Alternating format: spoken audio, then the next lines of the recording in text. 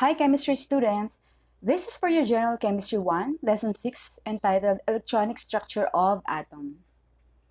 For the objectives, number 1, use quantum numbers to describe an electron in an atom. 2, determine the magnetic property of the atom based on its electronic configuration. And 3, draw an orbital diagram to represent the electronic structure of atoms. Let's begin with the wave theory. The wave theory is a modern theory which asserts that electromagnetic radiations are made up of small packets of energy called quanta. We have here the different types of electromagnetic radiations. We have the visible light, X-rays, microwaves, radio waves, television waves, and radiant heat. So you will see here the different wavelengths of the EM radiations. So you also see here the visible light being dispersed to different colors such as red, which range from red to violet. Another theory about the atoms or electrons in atoms is the Bohr's theory. It asserts that electrons with discrete energy revolve around the nucleus in certain orbits that are located at different distances from the nucleus. So we have here the simple illustration for the originated from the Bohr's theory. So we see here the central portion of the atom or part of the atom, which is the nucleus. Around the nucleus, we have different orbits where electrons were believed to be revolving around the nucleus. Another theory is the quantum theory. It asserts that electrons behave as a standing wave in 3 dimensions indicated by quantum numbers. In 1926, mathematician Erwin Schrödinger created a mathematical model that showed electrons as waves. We have 4 quantum numbers to represent the possible location or probable location of electrons around the nucleus of an atom. We have the principal quantum number denoted by small italicized n, which is the main energy level for the electrons. Number 2, azimuthal quantum number denoted by the small italicized letter L, which gives us the sublevel. Number 3, we have the magnetic quantum number denoted by M subscript L. This gives us the orientation of orbitals in space. And spin quantum number denoted by M sub S, which gives us the spin of electrons only either clockwise or counterclockwise. The wave mechanics, according to the wave mechanics, electrons are not revolving around the nucleus. That these electrons are located in orbitals instead of orbits. And what is an orbital? An orbital is defined as the region around the nucleus where there is high probability of finding an electron. This is the most probable position of electrons around the nucleus. So we call that an orbital. We have different types of orbital. We have 4 common types, the S, P, D, and F orbitals that I'm sure you are familiar with because you have encountered this in your high school chemistry. We have S with the shape spherical, as you can see here. And we have 2 lobe for the 3 possible p orbitals. We have 1, 2, 3, 4, 5 d orbitals, 5 d orbitals because of the different orientations in space. And they're not indicated here, the f orbitals. The f orbitals are 7. There are 7 different orientations in space for the f orbitals. Going back again to the 4 quantum numbers, the principal, azimuthal, magnetic, and spin quantum numbers, let's have here the diagram where we can summarize the 4 quantum numbers. So you will see here the symbol N, which again means principal quantum number. So this is a symbol for the principal quantum number. The principal quantum number gives us the main energy level where electrons are most probably located or are most likely located. As n increases, the energy of the electron is also increasing. Okay, so electrons in the lowest energy level it means that they also possess the lowest amount of energy. Those electrons in the higher energy level may gives them more energy. So the higher the energy level, the higher the energy possessed by the electrons. And then we have the azimuthal quantum number, which is denoted by L. So L gives us the sublevels.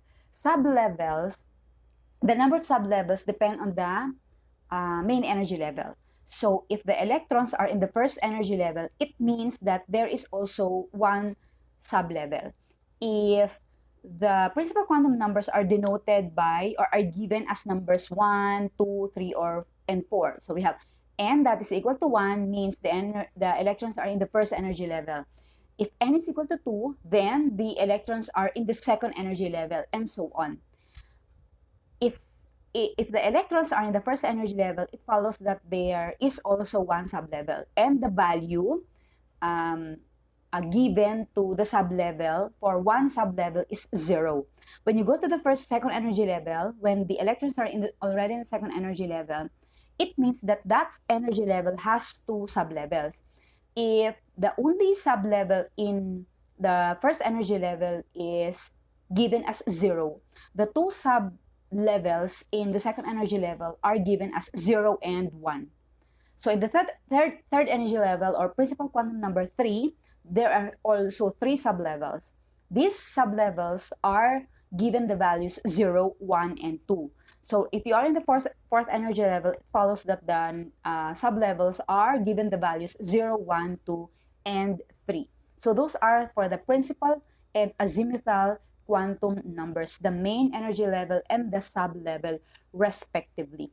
Let's now go to the orbitals.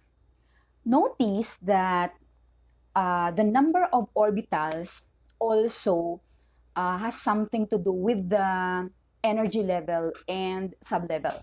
So again, if you are in the first energy level and you have one sublevel, it follows that there is also one orbital. So the only orbital present in the first energy level is s orbital. When you go to the second energy level, it follows that there are also two orbitals, which are s and p orbitals. And to distinguish between s orbital in the first energy level and in the second energy level, we assign one s. So that means s in the first energy level. 2s means s orbital in the second energy level. 2p meaning p orbitals in the second energy level. So if you are in the third energy level, it follows that there are also 3 sublevels and 3 orbitals. So these 3 orbitals present in the third energy level are s, p, and d. So again, to distinguish among the types of orbitals according to their energy level, so where they are located, we assign 1, 2, 3, 4, and so on. So in the third energy level, the 3 types of orbitals are 3s, 3p, and 3d. So if you are in the fourth energy level, it follows that there are 4 sublevels and 4 orbitals. We have s, p, d, and f. If you go to the fifth orbital, in the electron distribution mnemonics that I'm sure you are familiar with because you have used this in your high school chemistry, wherein you assign electrons in different orbitals as 1s, 2s, 3s, 4s, and so on. So when you go to the fifth energy level, the number of orbitals no longer varies. So from 4, 5, 6, and 7, you will have the same number of orbitals, S, P, D, and F. So 4, S, P, D, F, 5, S, 5, D, 5, 5P, 5D, 5F, 6S, 6P, 6D, 6P, and 7S, 7P, 7D, and 7D. Okay? Okay. Again, we have 4 types of orbitals as you will see in different chemistry books. So we have S, P, D, and F with the following shapes for the first three S, P, and D. Let's take a look at this note. So you will see the note, an atomic orbital can hold a maximum of electrons. So if it's 2s orbital, the assumption is there are a maximum number of electrons. 2p, 2s, we have 2 also. If it's p orbital, because we have three possible types of possible orientations in space, we also have three possible p orbitals. So if each p orbital has 2, then the total number of electrons in the p orbitals all in all is 6. Okay? Because there are 3 p orbitals and each p orbital can hold a maximum of 2, then the total number of all the p orbitals can hold is 6. So we have here the s orbital.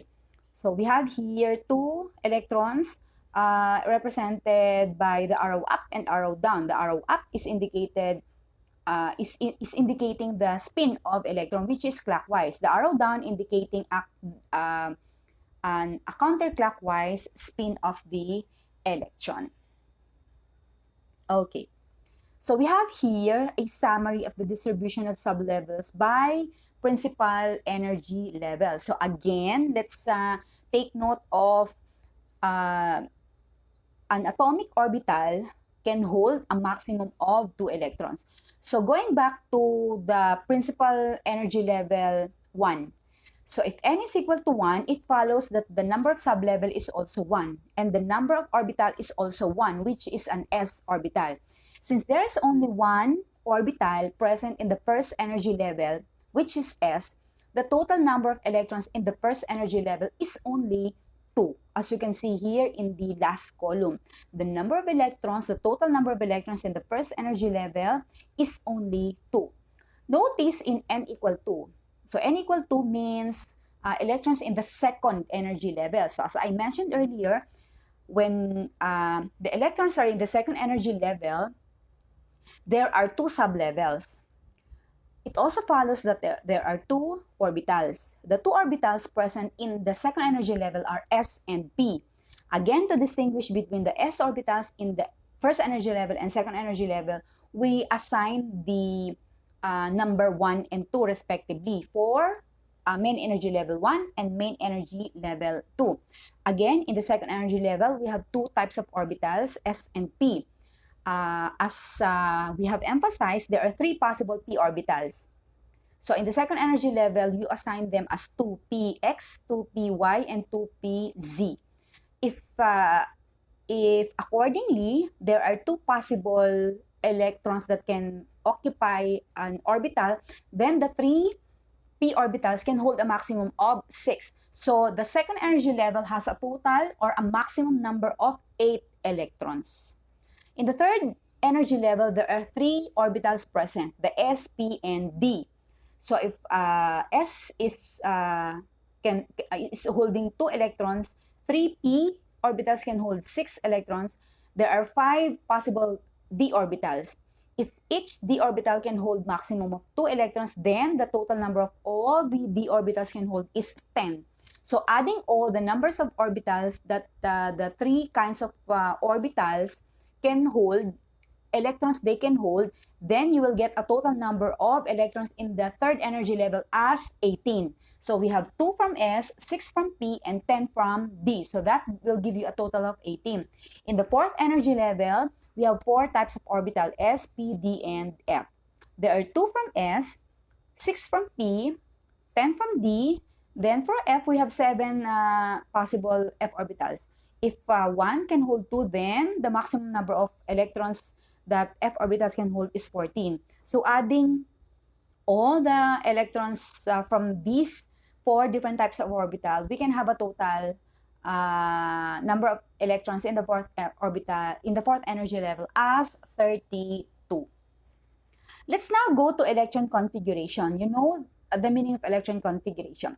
It is the distribution or arrangement of electrons in different orbitals within their respective sublevels. In writing the electron configuration, or sometimes called electronic configuration, let's take note of the three guidelines. I'm sure you have heard this, but we will have to go over before we write electron configurations for atoms of elements. Number one is the Pauli exclusion exclusion principle. According to the principle, no more than 2 electrons can occupy one orbital. So the note earlier that one orbital can hold a maximum of 2 electrons is actually from the Pauli exclusion principle. Number 2 guideline, we have electrons occupy, according to Hans rule. Hans rule states that electrons can occupy the lowest energy orbitals available. They enter a higher orbital only after the lower orbitals are filled. That's why 1s orbital must be filled up first before the 2s orbital. But you will notice as you go higher, for example, before you fill up a 3D orbital, you have to fill up s orbital, because for s orbital may be of a higher energy level, because 4 compared to 3D, which is a lower energy level. But d orbitals require higher amount of energy. So in terms of filling up of electrons, it is according to the energy requirement. S requires the lowest amount of energy, followed by p orbital, followed by d orbital, and by f orbitals. That's why as you go higher, you will notice the orbitals that require lower energy are usually filled up first before filling up the orbitals that require higher energy. And the third guideline is called off-bow principle. It states that each orbital in a sublevel is occupied by a single electron before a second electron enters. If you can recall, if you have several orbitals to be filled in, for example, the 3p orbitals, you have to fill up all the orbitals first with 1 electrons before you distribute the next 3 electrons to the first, second, and third orbital. So that's how you do the filling up of orbitals according to off-bow principle. Okay, so how do we write electron configuration? You will see in electron configuration this pattern: 2p6, 1s2, 2s2, 2p6, and so on. The bigger number coefficient is gives us the main energy level or the principal energy level. The SPDF is the type of orbital where 6 here, the electrons are positioned or distributed. Okay, what about the orbital filling? You also did this in your high school. Orbital filling is making use of diagram or boxes to represent orbitals. So each box is a representation of an orbital, whether it is an s orbital or a p orbital or a d orbital or an f orbital. For as long as you see a box, that is a representation of any of the orbitals. And then electrons are indicated by the arrows up and arrow down. Arrow up gives us the spin of the electron, which is clockwise. The arrow down is the counterclockwise representation of the spin of electron. Notice the presence of only 2 electrons in the orbital, because again, according to a Pauli exclusion, only 2 electrons can occupy an orbital maximum, but an orbital can be filled in with only 1, or an orbital can be empty in distribution. So this is what I was saying earlier, the electron distribution mnemonics. You can see this in your periodic table, usually in the lower part and in smaller size. Okay, so it gives us the order of filling up of orbitals. So if we are to follow the lines or the arrows, we have the order of filling up of orbitals is as follows: 1s, 2s, 3s, 2p, 4s, 3p, 5s, 4p, 3d, 5s, 4p, 3d, 4d, 5p, 6 6s, 4f, 5d, 6p, 7s, 5f, 6d, 7f. Just follow the arrows. Okay, we have here some examples. So for hydrogen, how do we know the number of electrons to distribute? We just look at the periodic table. The atomic number gives us the number of electrons. For neutral atoms, the number of proton is equal to the number of electrons. So if hydrogen has 1 proton, as indicated by the atomic number, because atomic number is the number of proton, then it has 1 electron. So how do we distribute that 1 electron? Using the orbital diagram, we have one box to represent one orbital. The electron configuration following the mnemonics for hydrogen is 1s1. So to interpret, hydrogen has 1 electron and it will occupy the orbital in the lowest energy level, which is 1s orbital. The only orbital in the first energy level is the 1s orbital or an s orbital. So to distribute the single electron of hydrogen in that s orbital is to use an arrow up. So it means that the only orbital, the only electron present in the s orbital in the first energy level is spinning clockwise. Let's have the second element, helium. Helium has 2, atomic number 2, number of protons 2, and therefore number of electrons 2. So how are the 2 electrons distributed in the only orbital again in the first energy level? We have 1s2. So if hydrogen has only 1 electron, helium has 2. So hydrogen has an incompletely filled s orbital. Helium has a completely filled s orbital in the first energy level. So you will see here 2 electrons spinning clockwise and counterclockwise in the s orbital in the first energy level for helium. The third, we have lithium. Lithium has 3. So since in the first energy level we only have 1 orbital s, there's no more available orbital. So we have to jump or go to the next energy level we have, which is the second energy level. In the second energy level, we have 2 orbitals present, the s and p orbitals. Before filling up the p orbital, we have to fill up first completely because the energy requirement is also small or lower than p orbitals. We start with s. The maximum is 2, but lithium requires only 1 to complete the distribution of 3 electrons. The s orbital in the first energy level is completely filled with 2 electrons spinning clockwise and counterclockwise. The 2s orbital is incompletely filled with only 1 electron spinning clockwise. But in the case of beryllium, because we distribute 4 electrons, the s orbital in the second energy level is completely filled with 2 electrons spinning clockwise and counterclockwise also. So the complete electron configuration for beryllium is 1s2, 2s2. Let's have carbon. Carbon, number of electrons is 6 because its atomic number is 6. So to distribute 6, we have 1s2, 2s2, 2p2. Notice the distribution of electrons in the p orbitals in the second energy level. So since s orbital in the second energy level is already complete with 2, you have to proceed to the next available orbital, which are the p orbitals. As I said earlier, there are 3 p orbitals. In every energy level, there are 3 types of orbitals. So we have in the second energy level we have 3p represented by 2p sub x, 2p sub y, 2p sub z.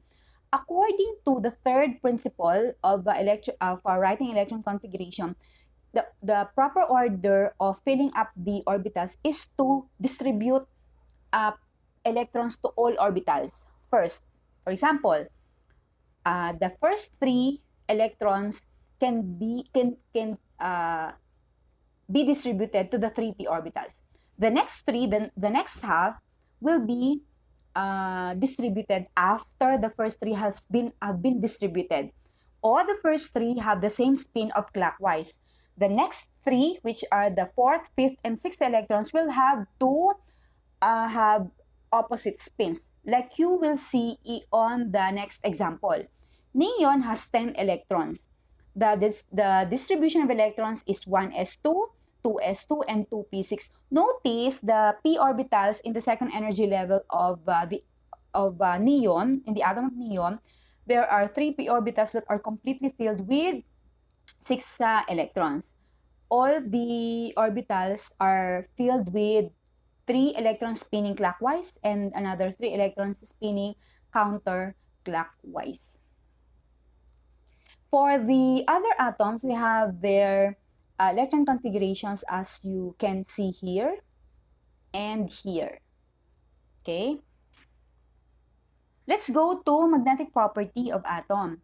An atom may be diamagnetic or paramagnetic. When do we say that an atom is diamagnetic? When the atom does not contain any net unpaired spins, and this atom is repelled by a magnet.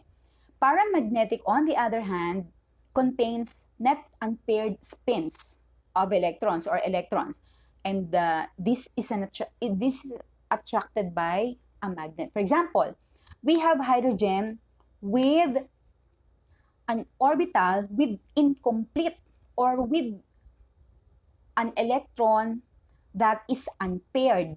So when we say unpaired spins, there are electrons that are not paired, that have no paired spins. So in the case of hydrogen, the orbital is filled with unpaired electron. It only has one spinning electron, spinning clockwise.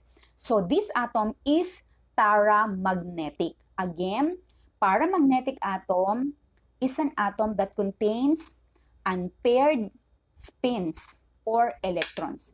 In the case of helium, we have also one orbital available, but that orbital is completely filled with 2 electrons. So this one is a diamagnetic atom. Lithium is another paramagnetic because it has an unpaired spin or electron. Beryllium is diamagnetic because all the orbitals are completely filled with electrons. Carbon is another paramagnetic. There are 2 unpaired spins or electrons. Neon, all orbitals are completely filled with electrons and therefore diamagnetic. What about isoelectronic particles? These are atoms or ions that have the same number of electrons, hence same number or same electron configuration. Let's have here a small short exercise, simple exercise. Group the following species that are isoelectronic with each other. So we have here 2, 4, 6, 8 species. How will you know which species are with same number of electrons and the same configuration? For example, neon, nitrogen, -3 with -3 charge, and neutral argon both have 10 electrons and electron configuration of 1s2, 2s2, and 2p6. How come? For the neutral atom argon, its atomic number in the periodic table is 10.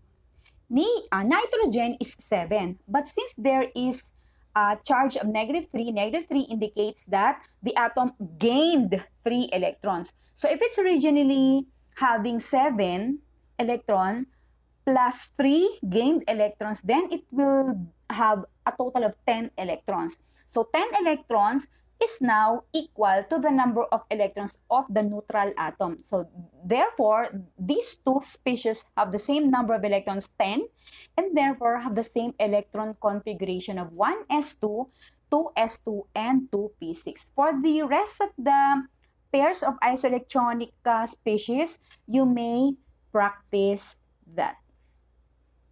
Okay, let's go to, again, the 4 quantum numbers are the following: the principal, azimuthal, magnetic, spin, and their respective symbols.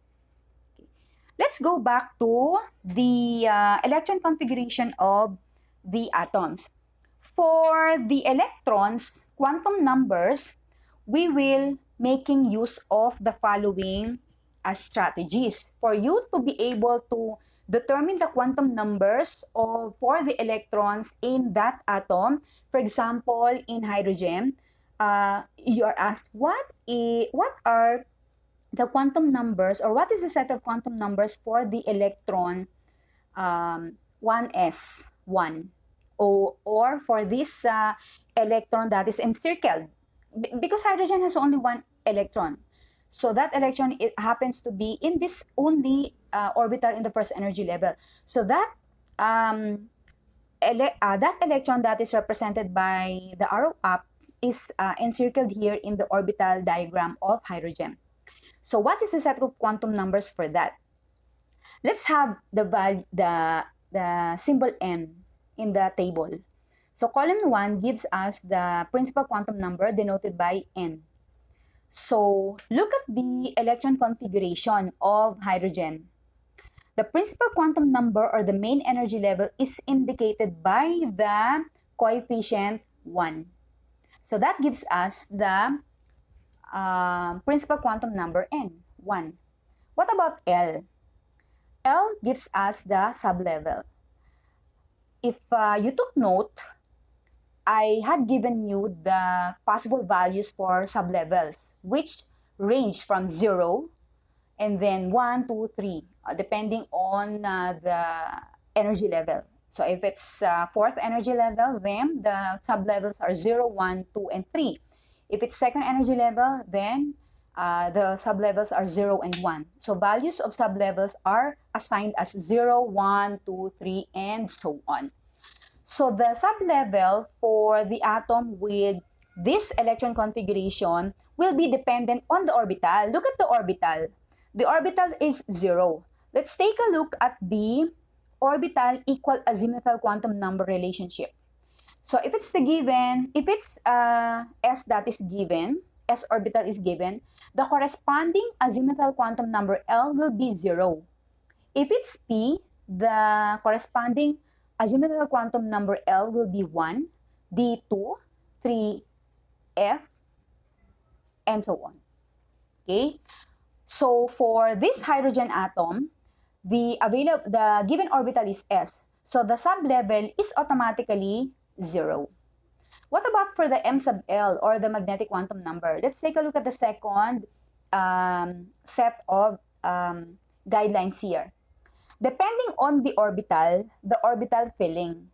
So if in hydrogen, there is only one orbital available, which is S, you represent that as one box. Because again, one box represents one orbital. We only have one type of orbital. So if it's S orbital, then there's only one box. If it's P orbital, then there are 3 boxes. D, 5 boxes, 7, 4, F boxes. So if it's S orbital here, and there is only one orientation, then the only possible value of magnetic quantum number is 0. The values of magnetic quantum numbers range from negative value of L to 0 to positive value of L. If it's S, then there is no other possible magnetic quantum number but 0. But if it's from P, P gives us sublevel 1. So the magnetic quantum numbers for P with sublevel 1 will be negative 1, 0 to negative 1. So if it's D, the number of the sublevels are 0, 1, and 2. So 2 from negative 2, from positive 2 to negative 2. So the assigned magnetic quantum numbers for d orbitals will be from the left, positive 2, positive 1, 0, negative 1, and negative 2. So in the case of hydrogen, since it is only S, the spin, the only possible values of M sub L is 0. So you put here in the third column 0. What about the spin, the M sub S? There are only 2 possible spins. Let's go to the last guideline. The 2 spins represent the positive, the arrows rather give us the spins. The arrow up is clockwise, the arrow down is counterclockwise. The assigned value for clockwise is positive 1/2, and for the counterclockwise, arrow down is negative 1/2. If in hydrogen, the only electron filling in the orbital is spinning clockwise, then the value of m sub s, or spin quantum number, is positive 1/2. Okay, let's have another example. Let's have hydrogen. So in here, we are giving quantum numbers for the last distributed electron as encircled here. So for the set of quantum numbers, n will be the main energy level as indicated by the configuration 1s2. The value of sublevel azimuthal quantum number is 0 because the orbital is s. For the m sub l, distribute that in s orbital. We only have one s orbital and therefore only one magnetic quantum number.